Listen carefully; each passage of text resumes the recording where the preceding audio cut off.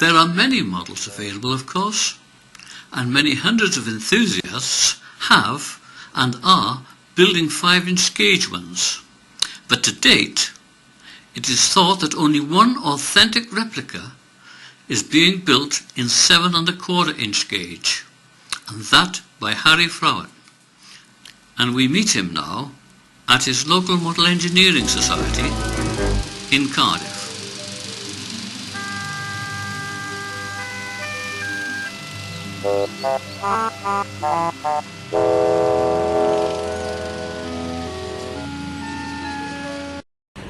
Hi, I'm Harrye Frowen of the Cardiff Model Engineering Society, and this is the Lion that I've now spent 4,322 hours constructing. Started in June of 2004 with the kind assistance of John Hawley, which is the engineer who was responsible for doing the full-size drawings, which can be seen in the Liverpool Museum of Science. The full-size locomotive is also in the Liverpool Museum, and it's well worth a visit to see this very old locomotive. It's just 175 years old next year, built in 1838 by Todd, Kitson and Laird, and this is as true a replica in model form that I believe can be achieved. If I can just show you some of the actual details which have now been achieved and are in casting form. If I can just show you the details of the actual cylinder covers, they are the dished formation there. Although the tap is actually closed off at this moment in time because they haven't been made. But again, it's as close as I can get to what's available on the full size one. Even the little taper pin there to hold that door closed, because when they clean the actual smoke box out, they have to remove that and then take all the soot and all the bits and debris and one thing and another out. We'll now take a look inside the smoke box, and you can see the 2 cylinder blocks down inside here. You'll have to have a look in there now.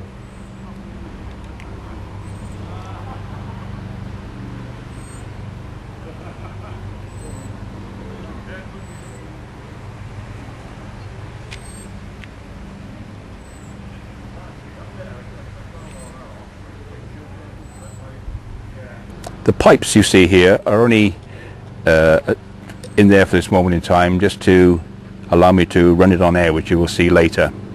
They're not the final fittings. They're just, well, basically to get some air into the cylinders.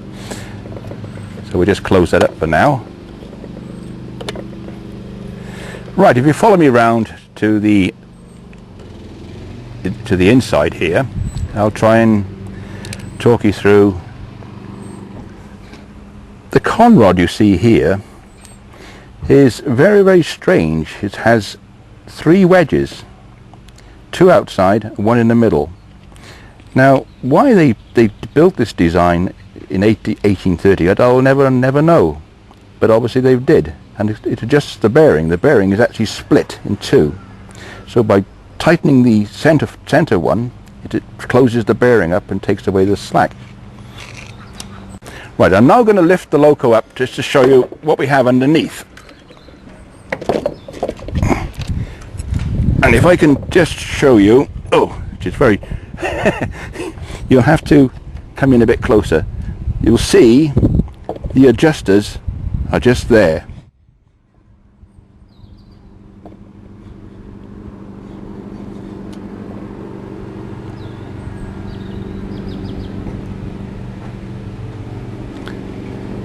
Another interesting feature of this locomotive is the 2 crosshead pumps.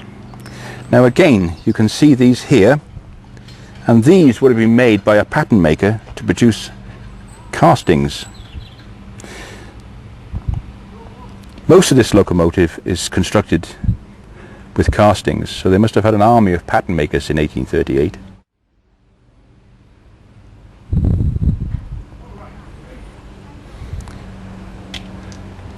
One last very interesting feature is the rocking shaft, which is located just here.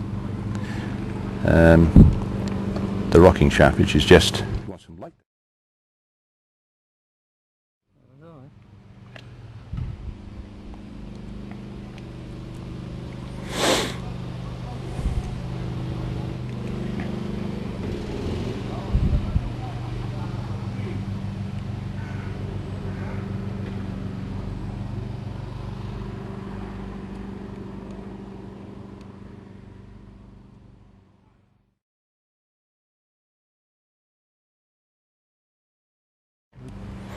Again, these would have been made by a pattern maker.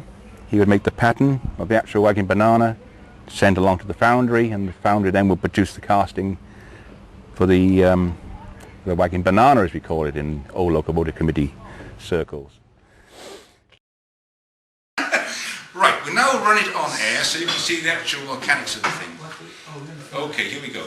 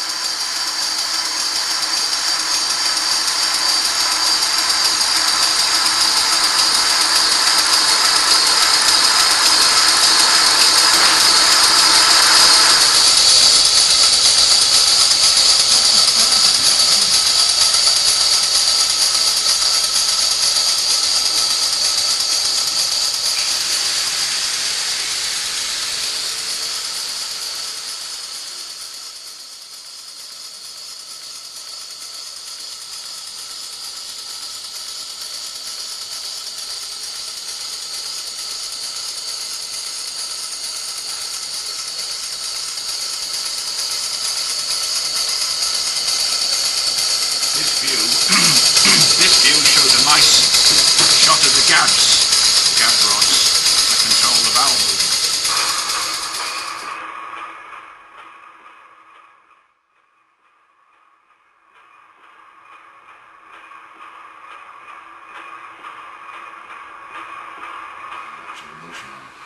Now, you've seen the valve gear moving inside here, and we've also tipped the loco up so you can have a view underneath. That's all I can say about this boat at the moment. I'm now waiting for the boiler to be completed, and hopefully within the next month, maybe 6 weeks, the whole locomotive should be ready to steam. And that's it so far.